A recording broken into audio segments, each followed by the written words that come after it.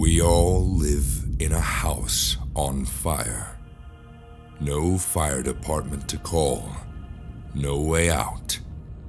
Just the upstairs window to look out of while the fire burns the house down with us trapped, locked in it. Tennessee Williams.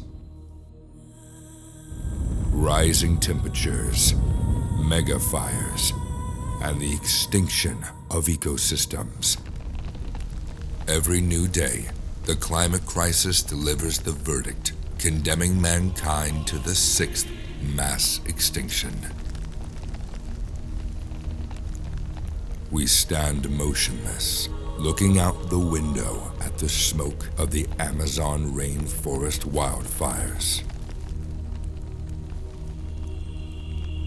The Amazon forest is the world's largest tropical forest. It produces nourishing rainfall all around the planet.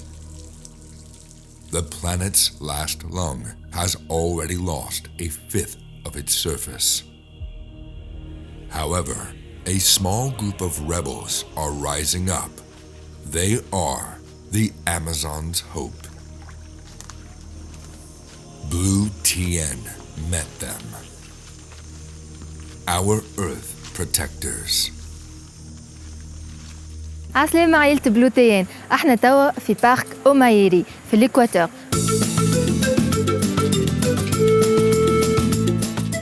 باش نقابلوا صاحبنا كريس اللي عنده 31 سنة يخدم على الكونسيرفاسيون تاع الأمازوني مع لي جروب ناتيف دو l'Amérique latine. Did you see this species? And Ibianchkanse in Schwar. And it's anti-inflammatory. It's dark above, purple below, and velvety. You can feel how velvety. And it's anti-inflammatory. We can make tea with it, only it's not necessary. We can just squeeze the juice right out of the plant. Geret eveyonga, geret eveyonga, mragaman edarememo, mragaman edarememo, mragaman edarememo, and edarememo, mragaman edarememo. My name's Chris Canaday. I'm a biologist from California. I first came to Ecuador to do research on birds, looking at the impacts of deforestation, the oil industry, which birds are more affected, how far into the forest. I was originally planning to do my master's research in Colombia. My advisor said, basically the first day, oh no, you can't work in Colombia. Foundations don't like to give grants to gringos working in Colombia. They think they're going to get shot in the head as they get off the plane, and then the grant is wasted. And it was funny because in the end I didn't even need grants from those places. I did my whole master's on a little seed grant. It was very economical to live in Ecuador at that time, and I'm maybe one of the most frugal people you know. Yeah, years later, I met my wife. After founding the park here, the park was founded 29 years ago by my wife, who's a Shuar Indian. Her name's Teresa Shiki. She's a big expert in medicinal plants. She and two French women formed the Omaire Foundation. They bought the 15 hectares when it was mostly all grass for cows, right? In fact, everything that's so close to the center of Puyo had been sugarcane plantation for over 70 years to produce alcohol and get Ecuador drunk, right? Now it's a forest again here because we planted it, we took care of it. It really is the epicenter of biodiversity in the world, right? And so anything we do for conservation here is worth more.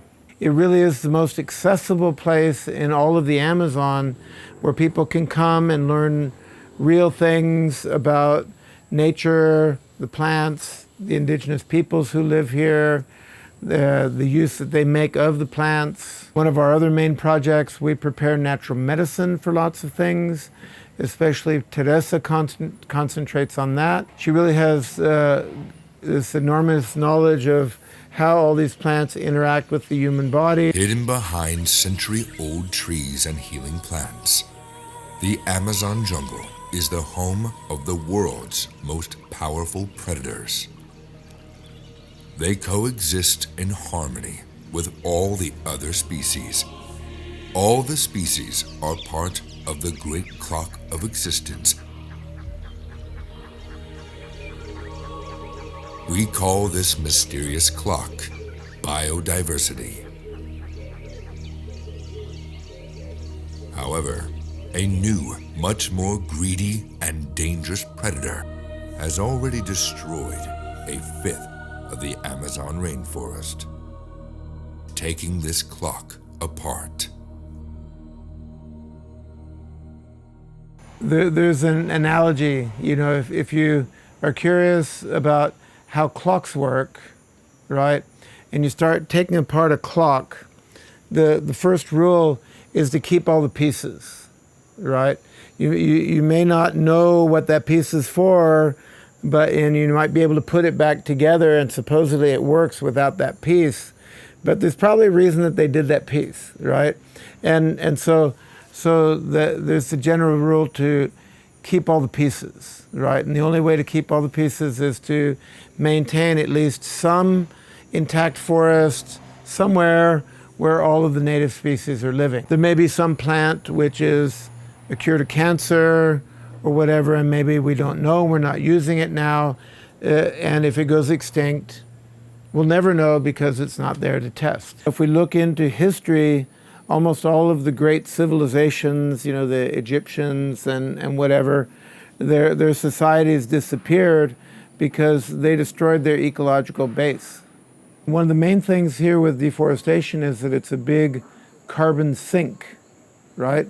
When the forest is intact, it's holding a lot of carbon and, it's just there. But if we cut it down and burn it, then all the CO2 is back in the air, and now we have more greenhouse effect and everything. And so that can really be a big factor, especially when you take into account how big the Amazon is. I went to the Garden of Love and saw what I never had seen.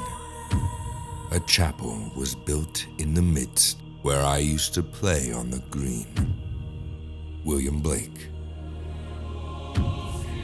Oil companies have extracted more than 1 billion barrels of oil from the Amazon forest in the last 50 years. The oil extraction is an existential challenge for the forest. When they do a petroleum project, there's a big impact everywhere because they're doing seismic testing. It involves putting explosives into the ground. I think they get put down maybe 20 meters or something. It's not only that explosion, so the trail that's cut and the noise and the explosions and the helicopters to supply the whole thing and everything is just much, much more intense than what it used to be, right? And now presumably they don't do it, but in the 1970s, the oil company would actually have someone hired to hunt the animals to feed the workers. And I'm sure they don't do that now, but they used to do that, right? The ant pittas and the ant thrushes and everything, they've been in their quiet forest in the Amazon for millions of years, and they pick up and go. My personal opinion is that there shouldn't be oil wells in a national park. If it's unavoidable, it would make more sense to just have a small number at one time. And when they want to make a new oil well, no problem, they can wait until one of the old ones finishes. We reforest, the animals get scared from the new oil well, can recolonize the old oil well. If we have oil wells everywhere at the same time, the biodiversity can't withstand it, nor the cultures. It must be a sign that it's time to do conservation and not just talk about conservation.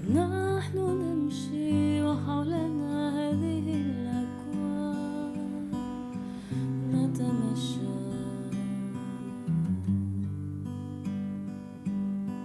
نحن نمشي وحولنا هذه الأكوان نتمشى